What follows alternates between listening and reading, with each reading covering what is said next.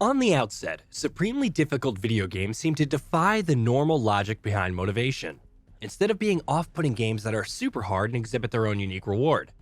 That is, the feeling of satisfaction. This intrinsic motivation we feel as gamers is present even with no promise of reward at the end. Sure, some of the games on this rundown have emotional payoff due to excellent written narratives, but when all is said and done, it's the thrill of triumph over adversity that has us hooked. Celeste. Ultra-hard pixel-perfect platformer Celeste bears all the hallmarks of a frustration-inducing experience. However, its steep difficulty and seemingly endless, albeit rapid cycle of death to rebirth is by design. It's the intention of principal game designer Maddie Thorson that gameplay is encouraging rather than off-putting. With the challenges player character Madeline experiences on her ascent to the summit of the eponymous mountain echoed in the game's overarching themes of anxiety and specifically the will to combat anxiety through triumph over hardship. Put simply, the game's core message of keep trying and you will succeed is powerful, ensuring those who stick with Celeste until the end will overcome hardships themselves. Cuphead.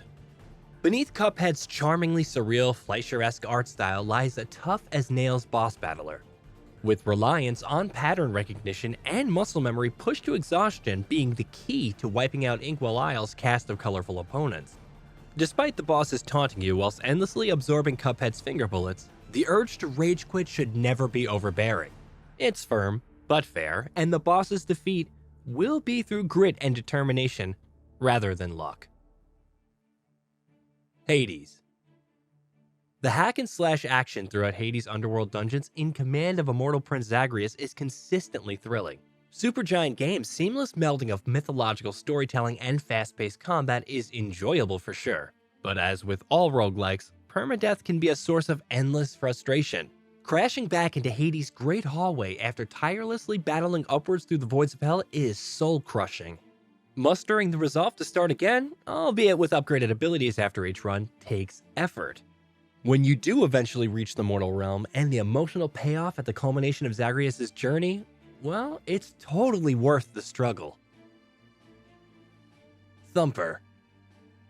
The face-melting speed of Thumper's chrome beetle is often met with slabs of physical brutality.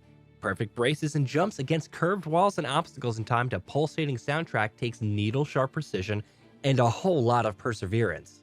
What I love about Thumper, though, are those moments you get into zen-like flow. It's a circular feeling, the clang of industrial music synced in rhythm to every button press, with your eyes barely blinking. When Thumper gets you in the zone, there's no stopping you. Hotline Miami. 2D top-down bloodbath Hotline Miami harbors no meaningful objective beyond violence introspection. Its skull-crushing difficulty is the point, for every single bullet received means instant death for you, requiring a deftly choreographed rampage for every encounter that you face. But as you continue your violent rampage, the true meaning behind your actions becomes a little clouded. It's surprisingly poignant, and well worth playing through if you fancy questioning your own appetite for wanton destruction. Darkest Dungeon. Turn-based combat RPG Darkest Dungeon stands out from the crowd of party-based dungeon crawlers by way of its affliction system, whereby your character's stress levels are a facet that needs managing alongside the typical hit points and weapon loadouts. In essence, high stress levels afflict or enhance a character's performance, adding a human element to the tactically deep gameplay, and it is the strategic depth that'll see you through to the finish line despite multiple cruel encounters that'll have you pulling your hair out. Contra. Legendary arcade run-and-gun shooter Contra has been notorious for its insane difficulty since its first release in 1986.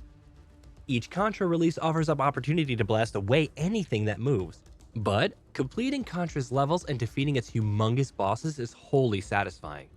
See, Contra is a forebearer to the now widely understood concept of learning by dying, by memorizing enemy attack patterns and level design. The satisfaction comes when all of this learned knowledge coalesces. Super Meat Boy. Playing hard as Nails platformer Super Meat Boy feels as though you're putting your thumbs through the proverbial meat grinder. In short, it's infuriating. It's video game platforming distilled into its purest form, where precise timing is everything, with gruesome death instantaneous with one wrong move. The saving grace for platformers of this type is the controls are tight. Meat Boy's movements are responsive, meaning that every time you avoid becoming mincemeat is because of you and your skill. Rescuing Bandage Girl at the game's end is not the reward. No, it's knowing that you got good. SUPERHOT. Breaking the mold of traditional first-person shooters is SUPERHOT, a game which challenges you to pre-plan your next move or react to a shower of bullets heading in your direction in slow motion, with time only progressing at normal speed when you do. This multi-layered strategy affords you chances to quickly assess the situation. This slow-mo ability doesn't make the game any easier though, because to shoot you first must have mastered the concept of pre-dodging. Put simply, as soon as you hear gunfire, you need to move out of the way. Once you've got a handle on this unintuitive mechanism, then gunfights are a streamlined delight. SHINOBI. Sega's iconic hack-and-slash action series is renowned for its challenge ever since the first Shinobi arcade machine popped up in the late 1980s. Those early Shinobi titles demonstrated Sega's technical prowess at the time, with their most staggering aspect being the multi-layered levels which added a confusing level of depth. See, a 2D game implying an existence in 3 dimensions doesn't make a lot of sense to our brain. The technique to leap up onto higher ledges required double tapping the jump button mid-air too. As with most side-scrolling games of this era, brute forcing your way through doesn't pay off, for reward comes once you've learned level layouts and enemy placement. Hollow Knight. The cutesy art style and bug-enchanting setting of Hollow Knight masks at times thoroughly infuriating affair. Now, I would like to point out that Hollow Knight's difficulty is probably more subjective than any other game on this list. Some might find its gameplay simple, others might struggle. Really though, despite how you fare in combat, Hollow Knight has a knack for holding you within its realm whilst not exactly telling you much. Its testament to Team Cherry's world design, for playing Hollow Knight for the first time feels like a voyage of discovery. Like any good game, it's a world loaded with secrets just begging to be explored. Ninja Gaiden. The Ninja Gaiden series is the stuff of nightmares. Ever since the 8-bit days, Ninja Gaiden has tormented even the most hardcore of gamers with its pushing difficulty. Now, to be fair, Ninja Gaiden games of old have always struck the right balance between challenge and reward. That is, until Team Ninja's 2004 Xbox exclusive reboot. This 3D game was fundamentally a hack-and-slash brawler, but with dozens of moves to memorize akin to a fighting game. The net result is an exhausting experience where every inch of progress is painstakingly earned. SEKIRO, Shadows Die Twice.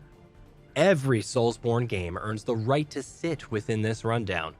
Their steep difficulty culminating in satisfactory victory and progression is treasured by fans the world over. But it's Sekiro which grabs the spot because it doesn't play exactly like a Souls game. No more dodge then hit combat tactics. For Sekiro is parry then attack all the way. It's a more aggressive combat style, which to me makes progress all the sweeter. ECCO the Dolphin. Beautifully dreamlike, yet wretchedly wayward is 1992's ECCO the Dolphin, a game sitting within a somewhat unique place in gaming history. You see, ECCO's absurd difficulty was artificially manufactured, not to gratify players through hardship, but as economic strategy to extend consumer rental periods. So, to some, ECCO's sonar puzzles might seem nonsensical.